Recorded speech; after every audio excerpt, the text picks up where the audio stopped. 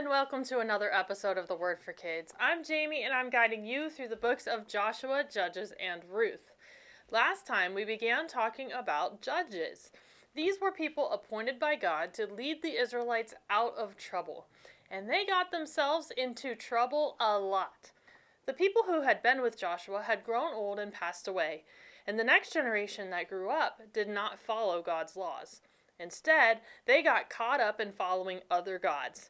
When they would get into trouble, they would cry out to the true God, and he would have compassion on them and send them a judge to rescue them, and they would do better. But when that judge died, the Israelites would return to their sin and the cycle would begin again. And that's where we left off last time. Are you ready for today's adventure? Let's go!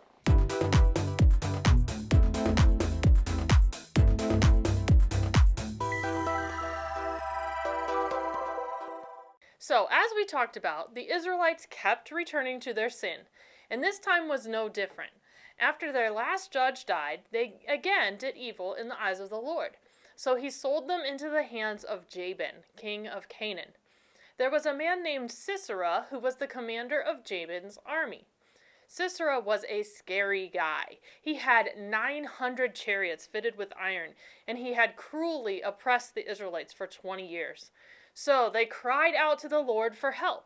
Now a new judge, Deborah, who was also a prophet, was leading Israel at that time. She held court under the palm of Deborah, and the Israelites went to her to have their arguments settled. She sent for a man named Barak, who lived in a place called Naphtali. She said to him, "The Lord, the God of Israel, commands you, go, take with you 10,000 men of Naphtali and Zebulun, and lead them up to Mount Tabor. I will lead Sisera with his chariots and troops to the Kishon River and give him into your hands." But Barak wasn't so sure. He said to Deborah, "If you go with me, I will go, but if you don't go with me, I won't go." "Certainly, I will go with you," said Deborah, "but because of the course you are taking, the honor will not be yours, for the Lord will deliver Sisera into the hands of a woman." Let's pause right there for today's word of the day.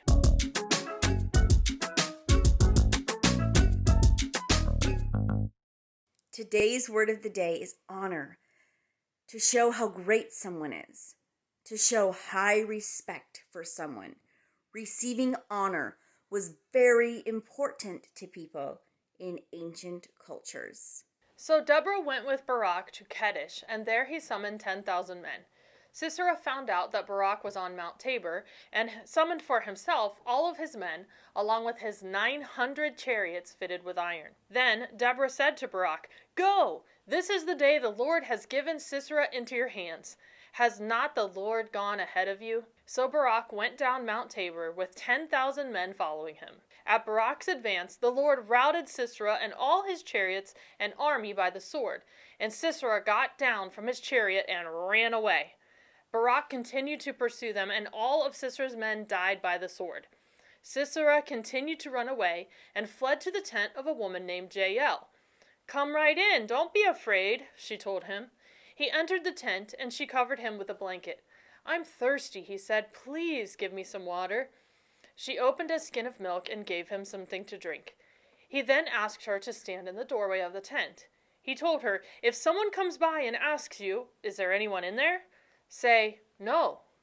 He fell fast asleep, exhausted, but Jael picked up a tent peg and a hammer and went quietly to him as he slept. Then she drove the tent peg through his temple, which is a part of the head, and into the ground. Yuck. Just then, Barak came looking for Sisera. Jael brought him to her tent, and he saw that Sisera was dead. And it was on that day that the Lord subdued Jabin, the king of Canaan, before the Israelites. Remember, Sisera was the commander of Jabin's army, and the army, along with Sisera, had just been defeated. Therefore, the Lord was no longer allowing the Israelites to be held down by Jabin.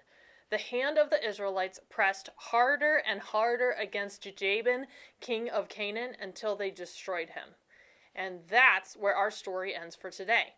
Now, it's time for today's verse to remember.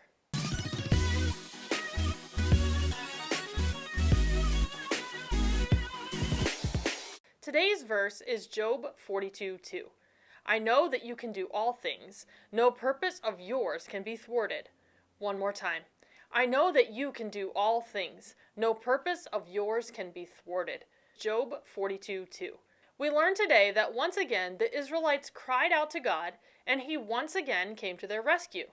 This is a recurring theme throughout the Old Testament.